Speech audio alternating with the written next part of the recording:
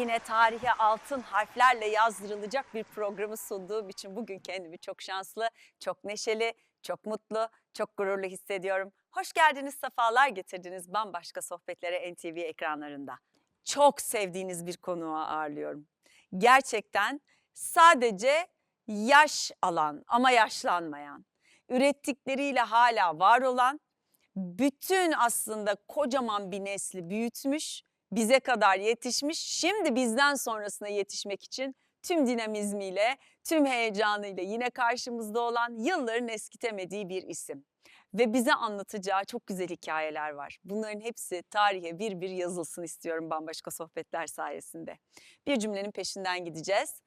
Ernest Hemingway diyor ki, dünya herkesi kırar ve sonra bazıları tam da o kırıldıkları yerlerden güçlenir.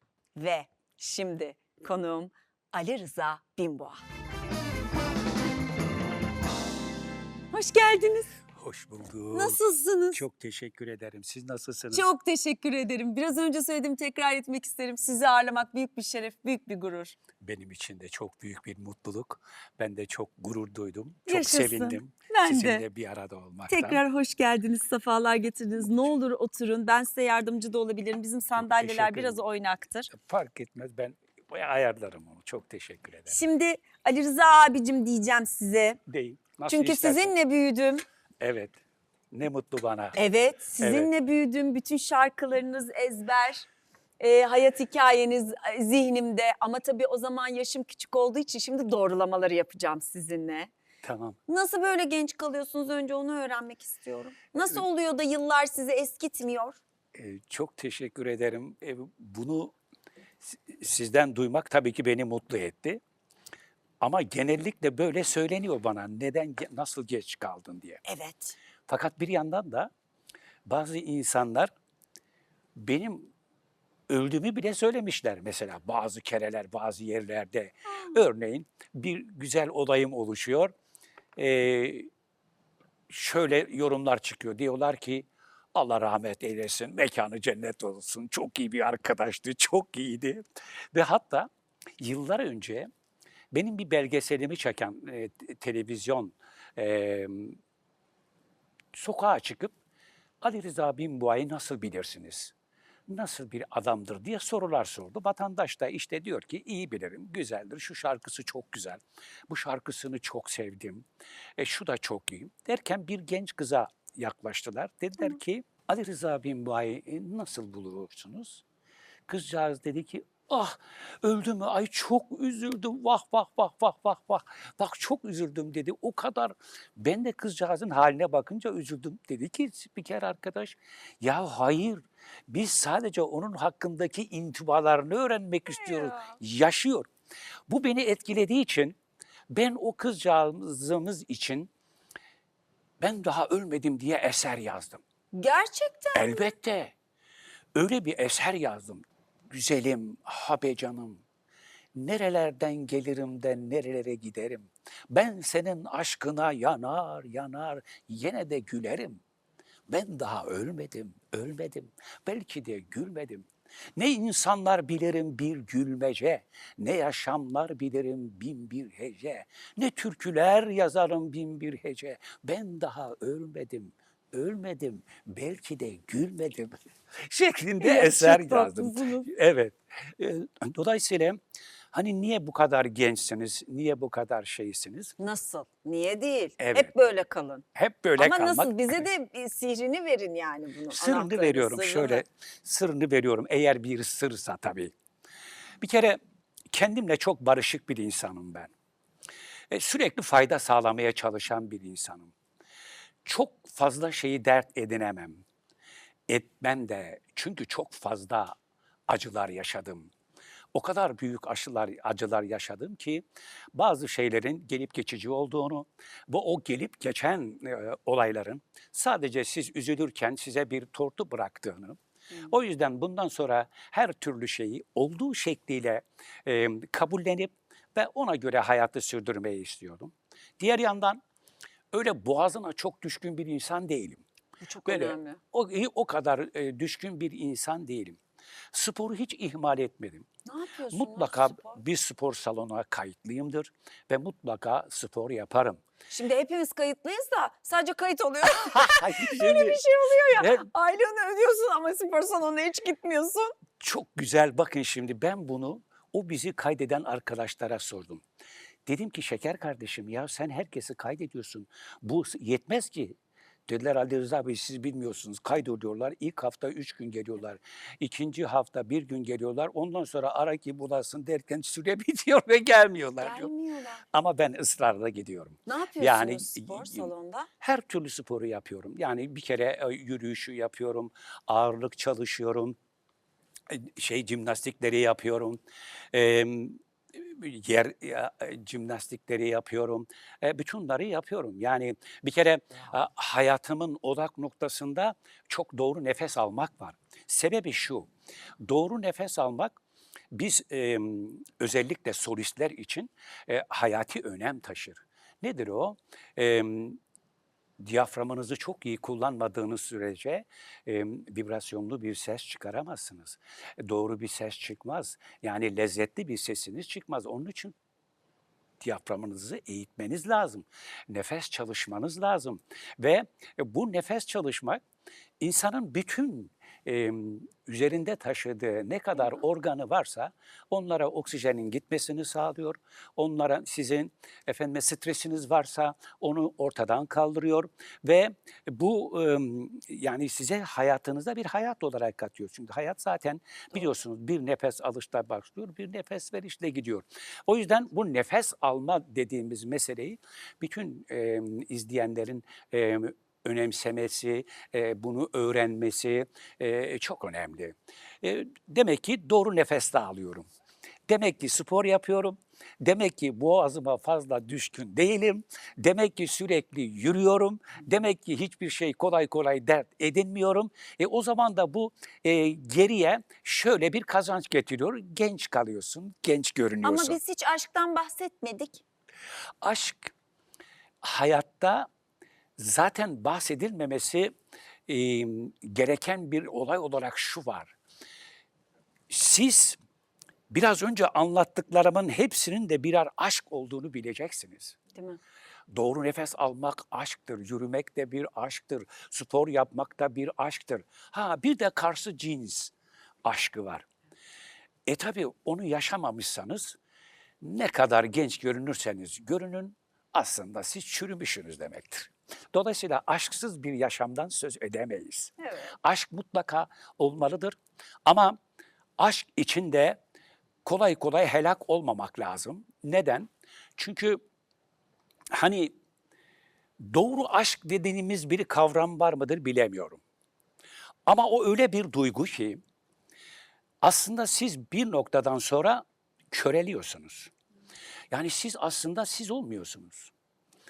Yıllar önce bir eser yazdığım zaman bunu böyle bir şey olarak yorumladılar. Dediler ki ya bu nasıl bir şey? Halbuki ben eee, aşkta helak olmayı anlatmışım.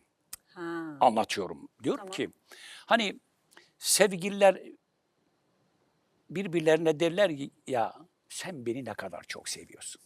Evet. Çocuklara da söylüyoruz. Anneni mi daha Babacığım çok sen beni seviyorum ne ama? kadar Ha. çok seviyorsun? Ben seni bu kadar seviyorum. Ben seni dünyalar kadar seviyorum. Ben seni her şeyden daha çok seviyorum. Seviyorum, seviyorum. Bir bakıyorsun ki sen yoksun. Sadece sevmişsin. Dünya kadar birini sevmişsin. Böyle bir pozisyon yaratıyorsunuz. O zaman ben şu kanıya vardım. Dedim ki aşk aslında helak olmaktır. Yani ille de bir şey beklediğin değil, mutlaka bir şey verdiğin bir duygudur. Tabii. Yani sen bana belirli bir sevgiyle yaklaşmamışsan ben çoğu kez sana çok daha büyük bir sevgiyle yaklaşabilirim. Tabii. Ve böyle olduğu zaman da işte o aşk dediğimiz tanımın kendisi bir elle tutulur neredeyse bir duygu haline gelir. Siz sürekli birilerinden sevgi beklemeye çalışırsanız o aşk değil. Ama siz kayıtsız şartsız bir birliktelikte ve her türlü şeyinizi vermeye çalışıyorsanız işte o aşktır. Karşılıksız, beklentisiz. Evet, beklentisiz vereceksiniz. Yani sen bana bir adım gelmişsen ben sana 1000 adım geliyorum dediğinizdir aşk. Tabii O doğru. yüzden hani genç kalmak dediğimiz mesele ya da genç görünmek dediğimiz mesele doğayla ilgili, doğanın her türlü şeyiyle de yaşadığınız bir aşk olarak varsa siz genç kalırsınız. Siz hayvanları seveceksiniz, doğayı Tabii. seveceksiniz, çocukları seveceksiniz, yaşlıları seveceksiniz, toplumunuzu seveceksiniz, insanlarınızı seveceksiniz, yurdunuzu seveceksiniz. Siz bütün bunları yaptığınızda aslında bir aşk içindesiniz. Tabii. Bakın bunları sevdiğiniz zaman siz aslında yüceliyorsunuz. Bakın hücre yenilemesi denen bir şey var. Şimdi sizinle bu bambaşka sohbetleri yaparken aslında karşılıklı olarak hücre yeniliyoruz. Tabii. Derler ki ya dostlarınızla görüşün, Değil mi? dostlarınızla konuşun, hiç olmazsa bir merhaba deyin. Göz Bu göze bir aslında bir sohbet hücre edin. yenileme Aynen. meselesidir. Şimdi Okinawa'da insanlar 104 yaşında, 105 yaşında, bilmem ne yaşında niye bu böyle diyorlar. Okinawa'da gençler gidip efendime söyleyeyim bir yaşlının yanağını okşarlarmış. Bir yaşlı ile beraber sohbet etmek için zaman harcarlarmış.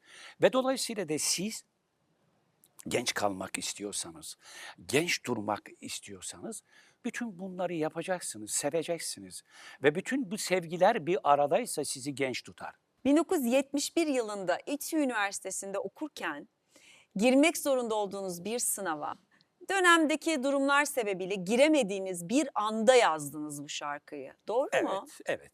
Anlatır mısınız? Şimdi efendim aslında şarkılar, eserler birikimlerin sonucunda olur. Tabii. Yani ben dur bir şarkı yazayım diye bir şey olmaz. Kolay kolay olmaz. Öyleyse zaten birazcık yani bağ kuramazsınız. Şey Tabii. yapamazsınız. Şimdi ben o dönemini bütün yönleriyle yaşayan bir öğrenciydim. Tabii. Ama teknik üniversitede çok zor bir üniversite. Hmm. Özellikle elektrik fakültesi çok zor. Elektrik fakültesinde çok fazla çalışacaksın bir dersi verebilmek için. Bu derslerden bir tanesi analiz ve sentez dersi. Olağanüstü, dünya bilimine formüller şey yapan, üreten Üreten. büyük profesör Tarık Özker'in dersi ve Sınavınız var. evet analiz ve sentez dersi bir de anten dersi var. Anten. Anten dersi. Yani bu işte sizin şu anda gördüğümüz bu anten dersleri. Ben zayıf akım kolunda yani elektronik yüksek mühendisi olarak eğitim görüyorum. Bu antende ben analiz ve sentez dersini ilk hakkımda verdim. Çok güzel. Çok zor, kolay kolay veremiyorlar. Çünkü bizim son sınıfa gelmiş abilerimiz bile verememiştir. O dersi gelip bizimle beraber dersi yeniden dinliyorlar, yeniden vermeye çalışıyorlar. Tamam onu verdik. O Ben onu cepte. verdim.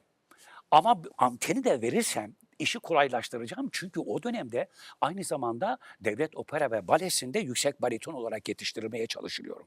Devlet Opera ve Balesi'nde Türkiye'nin değil dünyanın en önemli şan hocasının öğrencisiyim. Bu anteni de vereyim de dedim. Yani çok iyi. bunu öyle bir vereyim ki bu anteni de Kurtulayım. kolay olsun, işler kolaylaşsın. Öyle bir çalıştım ki geldim kapıya.